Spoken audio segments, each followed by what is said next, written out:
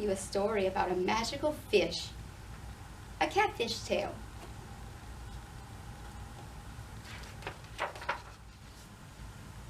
You ever heard a story of a fisherman and his wife? It's an old tale my papa told me when I was just a little hatchling. Some say it's a lie, but papa swore he saw it all happen with his own eyes. A sweet young couple named Jacques and Jolie lived way down the bayou. Jacques liked to pole his skiff through the cypress leaves to his favorite fishing hole, and Jolie prepared seafood gumbo so good that he would always eat 2 bowls of it. Each night that woman sang so true, even the bullfrogs hushed to listen. One day Jacques' fishing pole started bending and shaking, and he grabbed a hold and he pulled it so hard that a catfish sprang from the water. "Hold on there," the catfish cried. "Don't be thinking about supper when you're looking at me. I'm a magic catfish, and I'd spoil your gumbo pot." And Jacques never did hear a catfish talk, and it gave him a fright. So he freed that jabbering critter and he paddled home for the night. "You did what?" Jolie hollered when he told her about the catfish tale. "You didn't ask for even one small wish?" And Jacques looked around and he scratched his head. "What could I have wished for, monsieur? I don't need nothing more." Jolie's face turned red like a crawfish. "Do you have eyes inside your head? This shack is sinking in the mud. And go ask for a proper house where I can sing to a crowd." Jacques paddled back out the swamp and he begged that catfish to show his whiskers once again. And he asked him for Jolie's house. The catfish just grinned and said, "Ah, toolaloo, if that ain't the easiest thing to do." Jacques had never seen the house so big, but Jolie filled it with friends that sang through the night.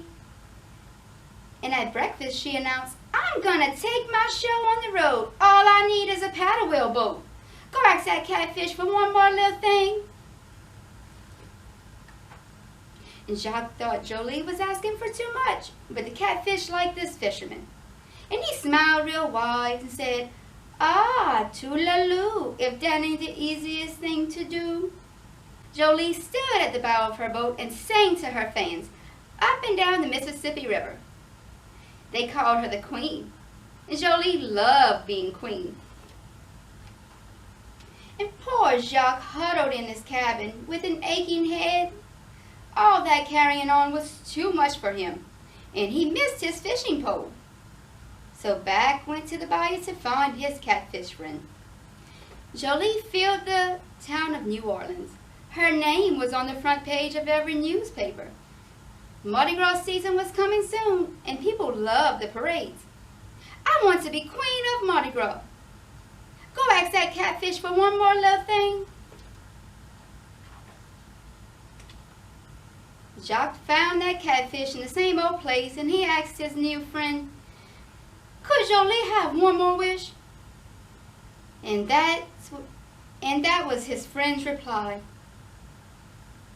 "Ah, toolaloo, if that ain't the easiest thing to do." Jolie wore a diamond crown and a white satin gown. She rode the float past the cheering crowds, but nobody could hear her sing. She tried to throw out Mardi Gras beads and tangled them in her crown, but oh, how she loved being queen. When carnival was over, she missed her royal robes.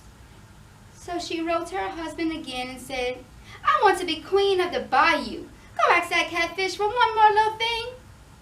And now that was just too much. But Jacques asked that catfish anyway. And do you know what that catfish said? Yep. "Oh, toolaloo, if that ain't the easiest thing to do." In a spectacle that outshined the sun, the pelicans crowned Jolie's queen. She stepped into the stage, and her fans would applaud. The musicians blared their horns, and Jolie cleared her throat, and she closed her eyes, and she took a deep breath, and she began to sing. All at once the wind started to howl and black clouds filled the sky. Trees twisted and turned, and the fish jumped from the river, and Jolie's voice stirred up a hurricane, and people ran for cover. The thunder boomed and the lightning struck, and the swamp creature slithered up the riverbank. The storm sped across the stage and swooped Jolie up and spun her through the sky. And into the treetops. Jolie hung on a branch like a crumbled dog, and she sang out an urgent message to a passing pelican. "I've had enough of being queen. Tell my husband to go ask that catfish for one more little thing." Jacques paddled faster than an alligator could swish his tail. He begged that catfish for one last thing, and he meant it. Really, one last thing. And what do you think that catfish said? Nope, you'd be wrong. He just winked at Jacques and disappeared beneath the water. 'Cause Jolie didn't need nothing more. The end. Hey guys, I'm Miss Tracy with the St. Mary Parish Library. Me and Miss Eunia are going to do a flannel board for you guys. 5 little swamp friends. 5 little swamp friends on the swamp floor. A crawfish scoots away, and now there are 4. 4 little swamp friends playing and so free. The blue crab slides away, and now there are 3. 1, 2, 3. 3 little swamp friends looking for a clue. Bonjour, says the egret, and now there are 2. 2 little swamp friends not having much fun. Off swam the alligator, and now there is 1. Just one left. 1 little firefly sad and all alone. Back scoots the crawfish. Back slides the crab. Back flies the egret. And now he's not alone. All his friends came back. Yeah. Thank you, Miss Eunia.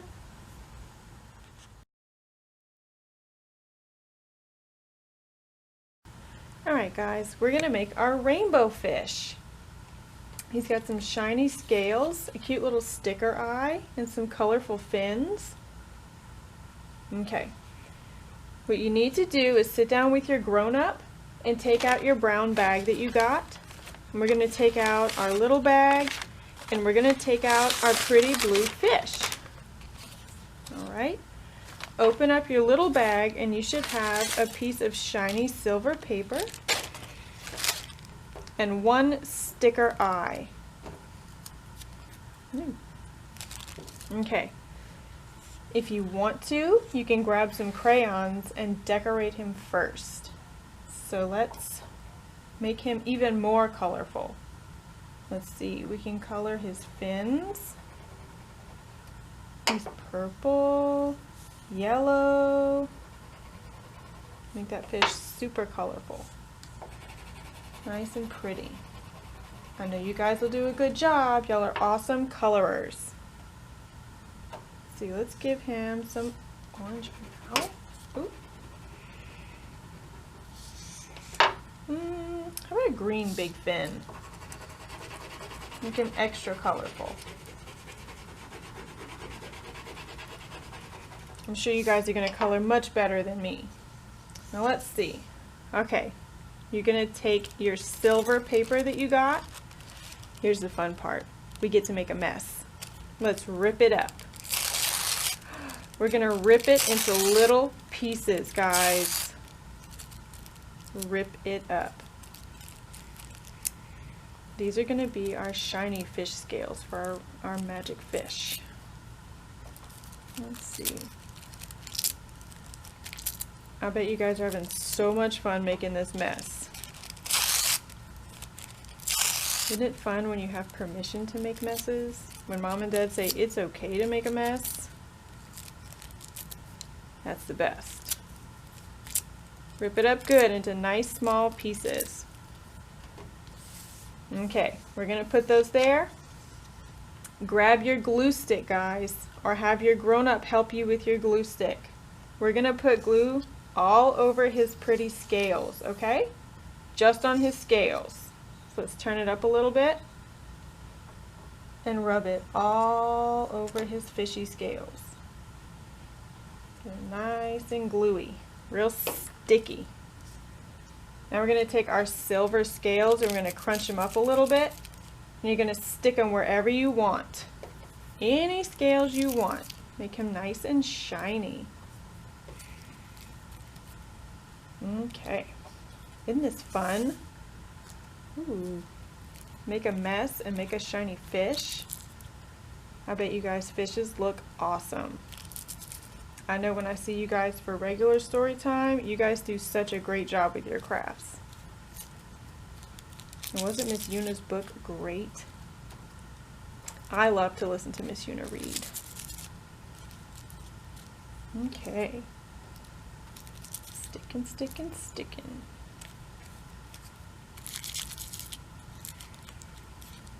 I can't wait to see pictures on our Facebook of what you guys have done. You guys can get your grown-up to tag the library in your pictures of your craft so we can see what you did. Oh, I can't wait to see your shiny magic fishes. Alright guys, look at that fishy. Oh, his eye! He needs an eye, or she. We're going to take our sticky eye. You might need to get your grown-up to help you. Put it on your fishy eye. Ooh, now they can see. And you guys have a shiny magic fish. Alright, you guys have a great day.